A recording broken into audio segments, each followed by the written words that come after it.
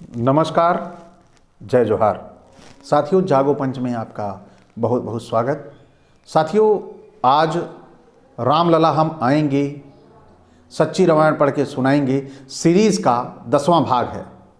तो साथियों, ये 10वें भाग में क्या ऐसा महत्वपूर्ण होने वाला है जो हमें जानना बहुत ज़रूरी है। तो साथियों, मैं आज आपको बता दूं कि आप सभी ने सुना ही होगा, न्यूज़ में बड़ा हो हल्ला हो रहा है कि अधूरे कंस्ट्रक्शन पे, अधूरे काम पे रामलला का शिलान्यास यानी प्राण प्रतिष्ठा क्यों हो रही है। साथियों, सोचने वाली बात है कि अभी तक क्या राम में प्राण नहीं थे? इसके पहले जो वहाँ मूर्ति रखी थी, क्या उसके प्राण निकल गए? ऐसे सवालों का ये खुद उत्पन्न करते हैं, और अगर उन पे प्रश्न चिन्ह लगाओ और बात कर दो तो वो आपको धर्म विरोधी करार कर देंगे। तो साथियों, धर्म विरोधी करार होने से अच्छा है पहले हम इन्हीं की बातों को तय कर लें कि वे हमें ना कहें, सबसे पहले वो अपनों को संभाल लें। तो साथियों, अभी आपने देखा कि चारों शंकराचार्य जो हैं वो कह रहे हैं कि यह उपयुक्त समय नहीं है, मंदिर पूरा निर्माण हो जाए तो उसके बाद इसका प्राण प्रतिष्ठा का कार्यक्रम किया जाए। लेकिन उन शंकराचार्यों की बात न सुनकर हमारी जो आरएसएस की लॉबी है वह पूरी की पूरी लगी हुई है कि राम मंदिर निर्माण करके वह जो भाजपा का असली वोट बैंक है, जिसे वो हिंदू के नाम पर कैश करते हैं, हिंदू के नाम पर गुमराह करते हैं, उनका वोट पालेगी। लेकिन साथियों, असली मकसद ये नहीं है। यहां पर वोट उन्हें नहीं मिलने वाला है, लेकिन यहां पर उन वोटों को, जो वोट ये ईवीएम के जरिए कैप्चर करने वाले हैं, उन वोटों को ये इसी रूप में दिखाएंगे कि पूरे देश ने राम मंदिर के लिए दिया जनादेश। तो असली मकसद इनका ये है, असली मकसद इनका कुछ और है, और ये दिखावा करते कुछ और है। ये इनकी षड्यंत्रकारी नीतियां आज से नहीं, सदियों से चली आ रही हैं। इसी षड्यंत्र को हमें समझना पड़ेगा कि आखिर इनका षड्यंत्र क्या है। तो षड्यंत्र इनका है कि राम के प्रोडक्ट को लॉन्च करके, ये पिछले काफ़ी वर्षों से राम को एक प्रोडक्ट के तौर पर लेके आए हैं, और इस प्रोडक्ट को लॉन्च करके वह इसको कैश करना चाहते हैं, इसका फायदा लेना चाहते हैं। लेकिन क्या ये प्रोडक्ट कैश होगा? क्या हमारे देश के लोग गुमराह हो जाएंगे? नहीं, हमारे देश के लोग गुमराह नहीं होंगे। वो गुमराह कौन करेगा? वो ईवीएम गुमराह करके इनके वोटों को हैक करके ले जाएगा, और मोहर लगेगी हिंदुत्व की इस पर कि पूरे देश ने मंदिर बनाने के लिए मोदी को वोट दिया। तो साथियों, इसी सीरीज में कि आखिर राम की क्या सच्चाई है, हम सीरीज भी लेके चल रहे हैं। रामलला हम आएंगे, सच्ची रामायण पढ़ के सुनाएंगे। तो रामायण के कृत्यों का सारा जो वाल्मीकि रामायण ने लिखा है, वो सच्ची रामायण ने उसको सामने ला के रखा, और जिससे लोगों में हो हल्ला भी मचा। लेकिन हम तो पढ़ के सुनाएंगे, क्योंकि हमारी सुप्रीम कोर्ट ने इसको बाइज्जत हमें पढ़ने के लिए दिया है। तो साथियों, आप सभी भी सुने, क्योंकि इसकी उपलब्धता बाजार में कम है। तो आइटम नंबर 25 कह रहा है, रामायण के अनुसार हम कह सकते हैं राम एक अयोग्य व्यक्ति था और सीता एक व्यभिचारिणी स्त्री थी। राम के लिए अवलोकन कीजिए आइटम नंबर 35, सीता के लिए अवलोकन कीजिए आइटम नंबर 26। तो आपके सामने हाजिर है आइटम नंबर 26। यदि राम का सीता को जंगल में छोड़ने का कृत्य उचित मान लिया जाए, तो यह सभी को मान लेना चाहिए कि सीता रावण द्वारा गर्भवती हुई थी। ये गौर करिएगा मेरी इन बातों को, और बड़े ध्यान से सुनिएगा। वाल्मीकि रामायण उत्तरकांड सर्ग 43 16 से 22 के अनुसार राम ने विदूषक भद्र से कहा, रावण वध से सीता का उद्धार अवश्य हुआ, परंतु रावण के स्पर्श से जो दोष उत्पन्न हुआ, रामचंद्र ने उसका कोई विचार नहीं किया और सीता को पवित्र समझकर घर में रख लिया। जैसा राजा होगा वैसी ही प्रजा तो होगी। 16 से 19 राज श्रेष्ठ सभी नगरों और गांवों में लोग ऐसी बातें किया करते थे। इस बात को सुनकर मित्रों ने भी राम से दुखी हृदय से कहा कि राजन, भद्र की बात सत्य है। यह कहाँ लिखा है? सर्ग 45:18 के अनुसार राम ने लक्ष्मण से कहा, गंगा नदी के उस पार तमसा नदी के निकट वाल्मीकि का आश्रम है, वहीं एकांत में सीता को छोड़कर शीघ्र लौट आओ। उत्तरकांड सर्ग 48:8 में जब लक्ष्मण ने सीता को जंगल में छोड़ दिया, तब सीता ने लक्ष्मण से कहा, मैं अभी गंगा में डूबकर मर जाती, पर ऐसा नहीं कर सकती क्योंकि मैं गर्भवती हूं। मैं अभी गंगा में डूबकर मर जाती, मैं ऐसा नहीं कर सकती क्योंकि मैं गर्भवती हूं। इसका समर्थन कालिदास के रघुवंश सर्ग 14, उत्तर रामचरित्र, कुंदमाला, दशावतार चरित, अध्यात्म रामायण और आनंद रामायण से भी होता है।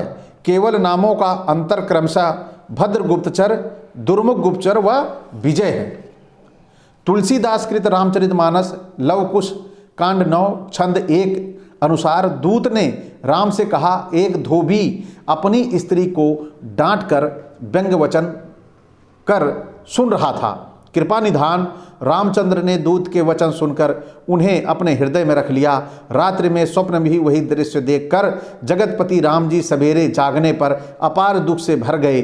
उपरोक्त कथा गुणाढ़कृत अप्राप्त बृहद कथा में विद्यमान थी और सोमदेव भट्टकृत कथा सरिता सागर में एक दिन अपने नगर में गुप्त वेश में घूमते हुए स्वयं राजा राम ने यह घटना देखी। लेकिन साथियों, अगर हम इसकी जिक्र कर रहे हैं यहाँ पर, तो मैं थोड़ा सा समय लूँगा, क्योंकि हमारे कुछ कथावाचक शास्त्री जो अपने को कहते हैं, उन्होंने ये कहा है कि अगर मृग आगे दौड़ा ना होता, राम पीछे से गए ना होते और लक्ष्मण भी ना जाते, तो वो सीता को कैसे ले जाता, और सीता को ले न जाता तो फिर रावण कैसे मरता। तो ये मारने के लिए सारा प्रोग्राम रचा था। तो जब राम को मारना ही था, प्रभु को, ईश्वर को उसे मारना ही था, तो उसके प्राण वहीं बैठे बैठे निकाल लिए थे। उसे धरती पे आने की क्या जरूरत थी? लोगों की हार्ट अटैक से मृत्यु हो जाती, क्या उस समय हार्ट अटैक नहीं आया करते थे?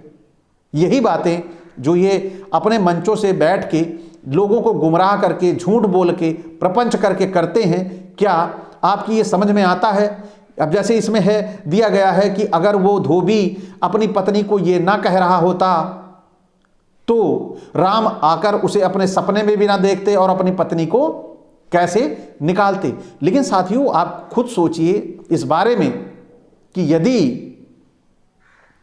यदि राम ईश्वर थे और वो एक कहानी के माध्यम से सब कुछ करना चाहते थे, तो ये बात अलग है। लेकिन सच्चाई ये है कि यदि वो ईश्वर हैं तो उन्हें भी ये तो अवश्य ही पता होगा।